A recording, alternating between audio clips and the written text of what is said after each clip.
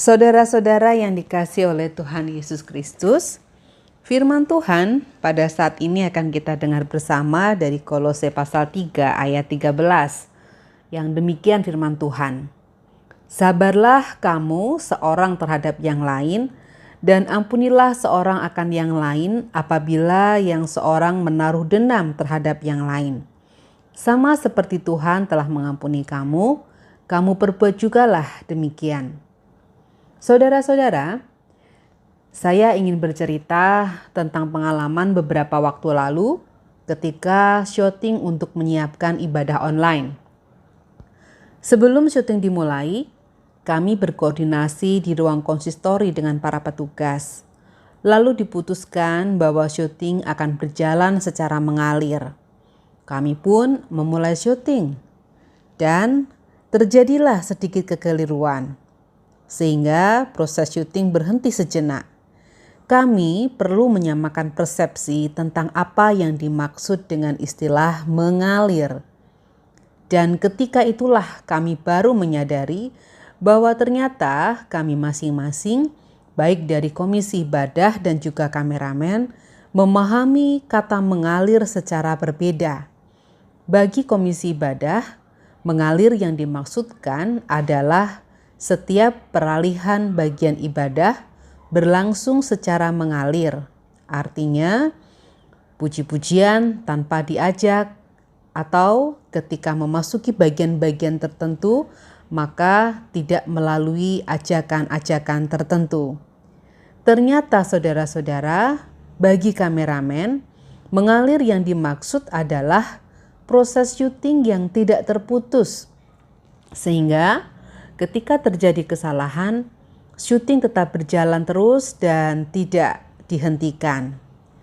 Setelah menyadari perbedaan sudut pandang itu, kami semua pun tertawa. Kami menertawakan kesalahpahaman kami masing-masing, dan akhirnya syuting pun berlanjut hingga selesai, dan tentu saja syuting terlaksana dengan hati yang gembira. Saudara-saudara yang dikasihi Tuhan, pengalaman ini lucu sekaligus menarik menurut saya, karena pengalaman ini merefleksikan kehidupan kita sehari-hari. Bukankah dalam kehidupan kita sehari-hari kerap kita menghadapi kesalahpahaman, mulai dari hal-hal kecil, seperti ketika kita meminta tolong seseorang untuk mengambilkan sepatu, lalu ia mengambilkan kita sepatu kets. Padahal yang kita maksudkan adalah sepatu sandal. Atau ketika kita janjian dengan seseorang untuk bertemu di depan warung. Lalu kita menunggu di depan warung nasi uduk. Ternyata dia menunggu di depan warung Tegal. Jelas saudara, tidak dapat kita bertemu. Yang ada kita senewen karena menunggu dalam waktu yang cukup lama. Saudara-saudara, salah paham dapat terjadi karena informasi yang kurang detail atau ketika melihat sesuatu dari sudut pandang yang berbeda. Itulah sebabnya proses mencari pemahaman yang sama sangat penting dalam menjaga relasi dengan sesama. Jika kita dapat menyadari bahwa cara pandang kita berbeda dengan orang lain, dan tidak memaksakan cara pandang kita kepada orang lain, maka kita justru dapat menertawakan ketidakpahaman kita dan dapat menolong kita untuk tidak terpaku pada kekeliruan yang dilakukan orang lain, atau bahkan kekeliruan kita sendiri. Dengan demikian, kita akan lebih mudah untuk mengampuni orang lain ketika ia melakukan kesalahan. Dan juga kita lebih mudah untuk dapat memaafkan diri kita sendiri ketika suatu kali kita melakukan kekeliruan atau gagal dalam melakukan sesuatu. Nah, saudara-saudara, bagaimana hari-hari yang saudara lalui? Apakah hari ini terjadi kesalahpahaman antara saudara dan anggota keluarga saudara yang tinggal di dalam satu rumah?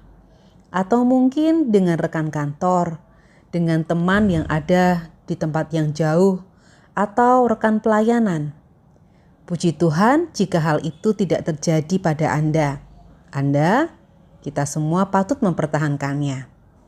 Namun, jika hari ini ternyata kita mengalami kesalahpahaman, itu artinya kita juga masih menjadi manusia yang unik. Sebab, karena kita berbeda dari orang lain, maka kerap terjadi kesalahpahaman. Saat-saat seperti ini, saudara-saudara, sangat berpotensi terjadi banyak kesalahpahaman. Karena kita hanya dapat berkomunikasi melalui media sosial yang tentu memiliki batas.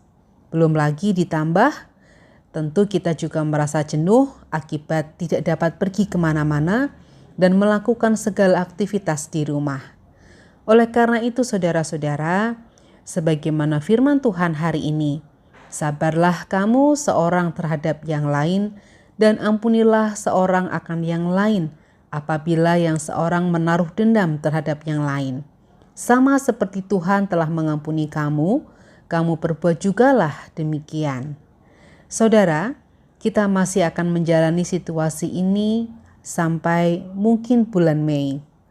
Mari kita menjaga kondisi hidup kita, menjadikan masa-masa karantina kita saat ini sebagai sebuah proses kita mengolah diri, agar kelak jika bencana ini berlalu, kita menjadi pribadi-pribadi yang lebih matang. Amin. Saudara-saudara, mari bersama kita berdoa.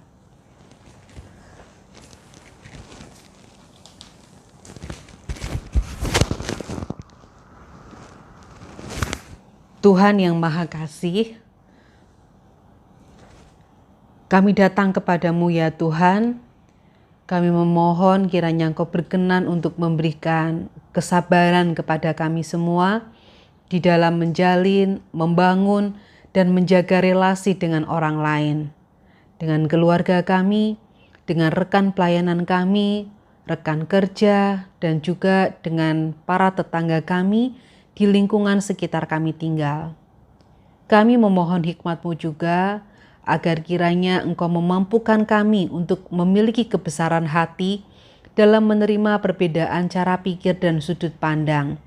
Berikanlah kemampuan kepada kami untuk memiliki wawasan yang lebih luas, agar kami tidak terpaku pada diri kami sendiri, tetapi kami juga dapat mengarahkan perhatian kami kepada orang lain. Ya Tuhan, kami menyerahkan segala seru dan doa kami ini ke dalam kuasa-Mu yang Maha Kudus. Kami berdoa. Amin.